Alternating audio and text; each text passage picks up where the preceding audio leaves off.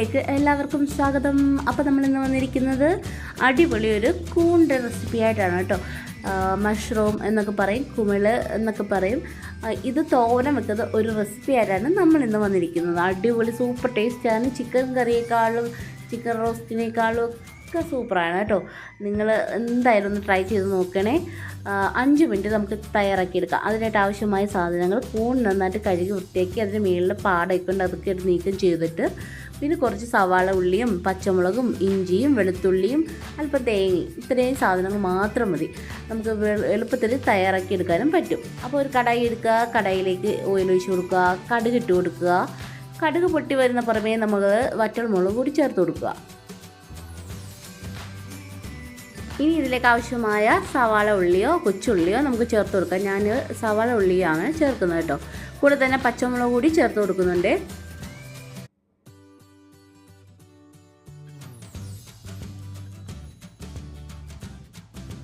ഇനി ഇതിലേക്ക് ഇഞ്ചി വെളുത്തുള്ളി ചെറുതായിട്ട് അരിഞ്ഞെടുത്തത് ചേർത്ത് കൊടുക്കുക കേട്ടോ. അരിഞ്ഞിട്ടാൽ മതിയാവും.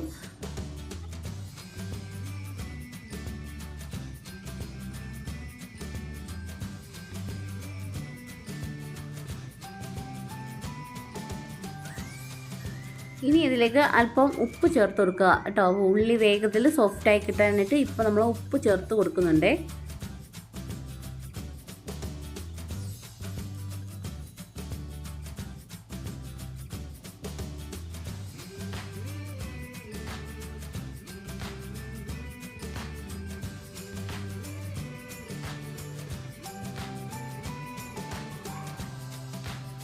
ഇനി ഇതിലേക്ക് നമുക്ക് മഷ്റൂം ചേർത്ത് കൊടുക്കാം കേട്ടോ.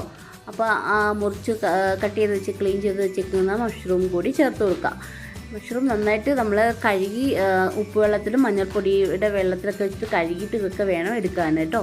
അപ്പോൾ എന്നിട്ട് അതിൻ്റെ മേളിലൊരു പാടയൊക്കെ ഉണ്ട്, അതൊക്കെ നീക്കം ചെയ്തിട്ട് എടുക്കുന്നതാണ് നല്ലത്. നല്ല ഹെൽത്തി ആയിട്ടുള്ള ഒരു റെസിപ്പിയാണ് കേട്ടോ. ഇത് കഴിക്കുന്നത് നല്ലതാണ്.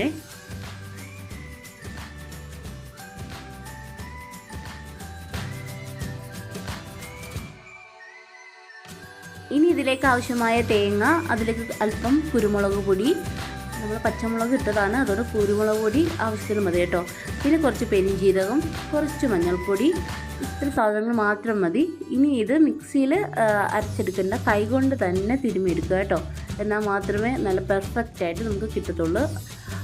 ഒന്ന് തേങ്ങ നന്നായിട്ട് കടിക്കാനൊക്കെ കിട്ടുന്നതാണ് ഇതിൻ്റെ ഒരു ടേസ്റ്റ്. അപ്പോൾ അരഞ്ഞൊന്നും പോവാതെ നമ്മൾ കൈകൊണ്ട് തന്നെ നന്നായിട്ട് തിരുമ്മിയെടുക്കുക.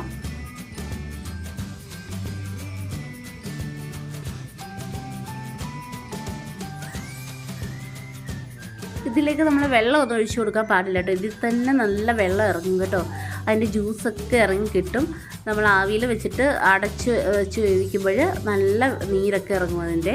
പിന്നെ പ്രത്യേകിച്ച് വെള്ളമൊന്നും നമ്മൾ ചേർത്ത് കൊടുക്കണ്ട. പിന്നെ നമ്മുടെ അരപ്പ് അതിൻ്റെ കൂടെ ഇട്ട് നന്നായിട്ട് അതിൻ്റെ ആ പച്ച ചുവയൊക്കെ ഒന്ന് മാറിക്കിട്ടാനായിട്ട് നന്നായിട്ട് റോസ്റ്റ് ചെയ്ത് എടുക്കുക കേട്ടോ.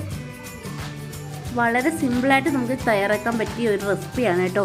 ഒരുപാട് വേവൊന്നും ഉള്ളതല്ല, നല്ല പെട്ടെന്ന് വെന്ത് കിട്ടുന്ന ഒരു കൂണാണ്.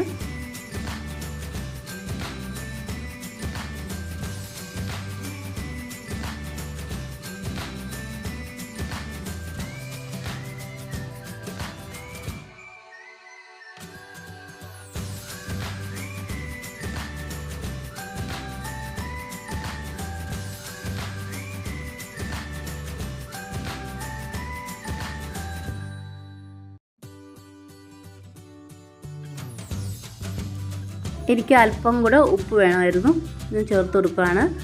ഉപ്പ് പാകത്തിലാണോ ഈ ടൈമിൽ നോക്കണം കേട്ടോ. അപ്പോൾ ഇത്രയേ ഉള്ളൂ. ഇനി അതിൻ്റെ വെള്ളമൊക്കെ ഒന്ന് വലിഞ്ഞ് ഒന്ന് റോസ്റ്റായി കിട്ടിയാൽ മാത്രം മതി. അപ്പോൾ നമ്മുടെ കൂൺ തോരൻ ഇവിടെ തയ്യാറായിരിക്കുകയാണ്. വളരെ സിമ്പിളായിട്ടുള്ള റെസിപ്പിയാണ് കേട്ടോ. എല്ലാവരും ഒന്ന് ട്രൈ ചെയ്ത് നോക്കണേ. അപ്പോൾ താങ്ക്സ് ഫോർ വാച്ചിങ്.